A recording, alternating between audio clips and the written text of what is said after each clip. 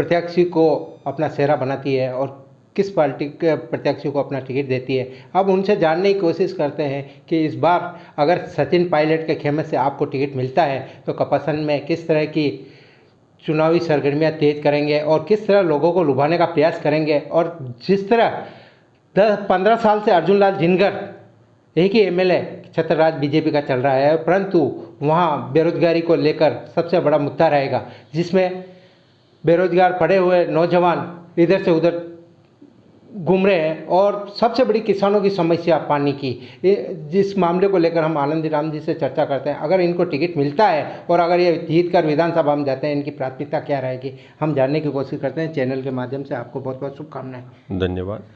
जैसा कि आपने बताया कि 40 दावेदार है, निश्चित रूप से कपासन विधानसभा क्षेत्र में जिले में सबसे ज़्यादा दावेदार कांग्रेस पार्टी से आवेदन आए हैं। अच्छी बात है, किसी पार्टी में लोकतंत्र होता है और ज़्यादा जितने दावेदार होते हैं इसका मतलब ये हुआ कि वहाँ पर कांग्रेस मजबूत है।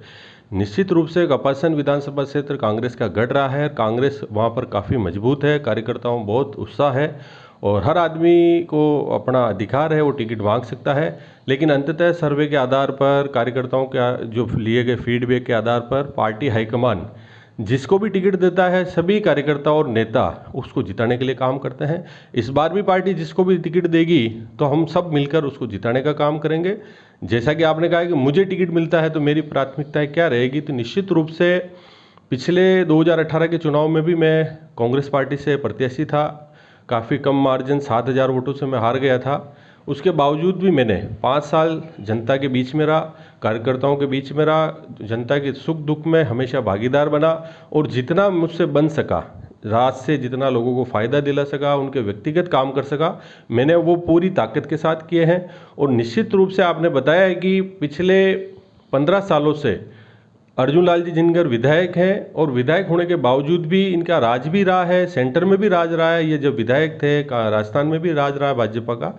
लेकिन जो कपासन विधानसभा क्षेत्र में जो विकास होने चाहिए, जो पानी की एक बहुत बड़ी समस्या है, उस पर कोई काम नहीं हुआ। रोजगार लोगों के पास नहीं है, युवा भटक रहे हैं। कपासन विधानसभा क्षेत्र से काफ़ी लोग अन्य राज्यों में रोजगार के लिए बसे हुए हैं। तो निश्चित रूप से मेरी प्राथमिकता रहेगी कि जो काम पिछले विधायक ने नहीं किए हैं, मेरी प्राथमिकता रहेगी कपासन विधानसभा क्षेत्र में रोजगार के साधन उपलब्ध कराना। जैसा कि दरीबा माइंस है, जो एक भोपाल सागर में जो शुगर मिल थी वो बंद हो गई, वहाँ पर 2-2.5 हज़ार लोगों को रोजगार मिलता था।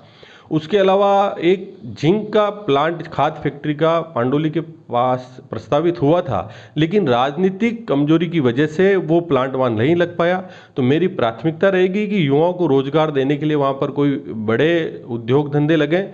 साथ ही जो पानी की जो विशेष रूप से जो समस्या कपासन में चल रही है, निश्चित रूप से बहुत बड़ी समस्या है। लोगों को सबसे पहले पानी की जरूरत होती है और कपासन विधानसभा क्षेत्र में काफ़ी वर्षों से बरसात कम हो रही है, इसकी वजह से वहाँ का जल स्तर काफ़ी नीचे जा चुका है और तालाब और जितने भी जो वहाँ हैं वो सब खाली हैं। तो निश्चित रूप से आम जनता का दर्द है, तो उस दर्द को मैं समझते हुए मैंने खूब प्रयास किए, लेकिन किन्हीं कारणों से जो काम नहीं हो पाया। तो मेरी प्राथमिकता रहेगी कि अगर मुझे टिकट मिलता है और अगर मैं विधायक बनता हूँ तो निश्चित रूप से सबसे पहले 3 महीनों के अंदर मेरी प्राथमिकता रहेगी कपासन विधानसभा क्षेत्र में जो वहाँ पर घोषणा राजस्थान सरकार के द्वारा हो चुकी है, मातृकुंडिया डैम से डिंडोली जो तालाब है वहाँ तक फीडर निर्माण का जो डीपीआर बन चुकी है, आचार संहिता लगने की वजह से वो सैंक्शन नहीं हो पाई।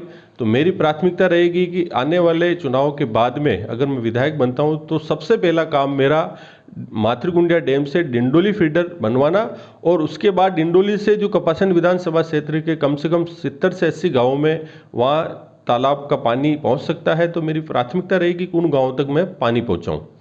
सर, हम ये भी जानने की कोशिश करते हैं कि जहाँ मातृकुंडिया से लगाकर देव आराध्य देव है, शिव जी का मंदिर है और धार्मिक स्थलों से जुड़ा हुआ है, परंतु सांवरिया सेठ, दीवान शाह दरगाह, आवरी माता और बदेसर बेरू, यहाँ की कपासन विधानसभा के अंदर जिस तरह सड़कों की हालात है, क्या इस जिम्मेदार विधायक को मानते हैं? निश्चित रूप से पिछले 30 वर्षों से अर्जुन लाल जी जिनकर वहाँ चुनाव लड़ रहे हैं। 4 बार ये विधायक रहे हैं, 2 बार विधायक रहते हुए इनकी राजस्थान में सरकार रही है, लेकिन इनको व्यक्तिगत रूप से भी फंड मिलता है विधायक कोष, और राजस्थान सरकार से भी आप काम करवा सकते हैं। लेकिन कपासन विधानसभा क्षेत्र में उम्मीद के मुताबिक काम नहीं हुआ है, लोगों में रोष है। जैसा आपने बताया कि सड़कें खराब हैं, तो निश्चित रूप से मेरी प्राथमिकता रहेगी कि आने वाले समय में व अगर मैं विधायक बनता हूँ तो निश्चित रूप से सड़कों के साथ साथ ही सबसे बड़ी एक समस्या तालाबों को आपस में जोड़ने के लिए नहरों का निर्माण अगर होता है, चाहे वो पक्की नहीं भी है, लेकिन अगर वो कच्ची नहरों से भी अगर हम एक दूसरे तालाब को जोड़ पाएँ तो निश्चित रूप से पानी की समस्या का भी समाधान हो जाएगा। सर, इस चीज़ को भी जानते हैं कि इस बार मतदाताओं को जो कांग्रेस की जो कल्याणकारी योजनाओं के माध्यम से जिस तरह सरकार ने लोगों को फ़ायदा दिया, इस मामले को लेकर आपका क्या कहना था? निश्चित रूप से कांग्रेस की सरकार ने जो राजस्थान में काम करके दिखाया है वो पूरे देश में नहीं हुआ है, और इसी की बदौलत आज आपको पता होगा कि साम्राज्य जब मोदी जी आए थे तो उनको ये कहना पड़ा कि हम राजस्थान सरकार की, कांग्रेस सरकार की जो भी जन कल्याणकारी योजनाएं हैं उनको बंद नहीं करेंगे, चाहे वो चिरंजीवी योजना हो, चाहे ओपीएस हो, चाहे गैस सिलेंडर 500 रुपये में दे रहे हैं, चाहे बिजली के जीरो बिल आ रहे हैं। इसके साथ ही तमाम जो योजनाएं हैं, चाहे फ्री मोबाइल लोगों को दिए जा रहे हैं, राशन किट दिए जा रहे हैं, तो ऐसी सैकड़ों योजनाएं जो राजस्थान सरकार ने चलाई है, इसका फ़ायदा धरातल पर लोगों को मिला है।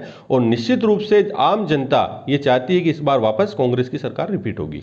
क्या माना जाए कि किसानों को जिस तरह 2000 यूनिट, घरेलू लोगों उपभोक्ताओं को भी 100 यूनिट फ्री दिया, इससे कांग्रेस को फ़ायदा होगा? निश्चित रूप से फ़ायदा होगा। जैसा मैंने बताया आपको कि आम किसान के ज़्यादा उम्मीदें नहीं होती है, उसको पानी टाइम पे मिल जाए, उसको बिजली मिल जाए, और अगर उसकी फसल अच्छी हो जाए तो उसको निश्चित रूप से बहुत उसको आर्थिक रूप से संबल मिलता है। तो मैं जो राजस्थान सरकार ने जो बिजली के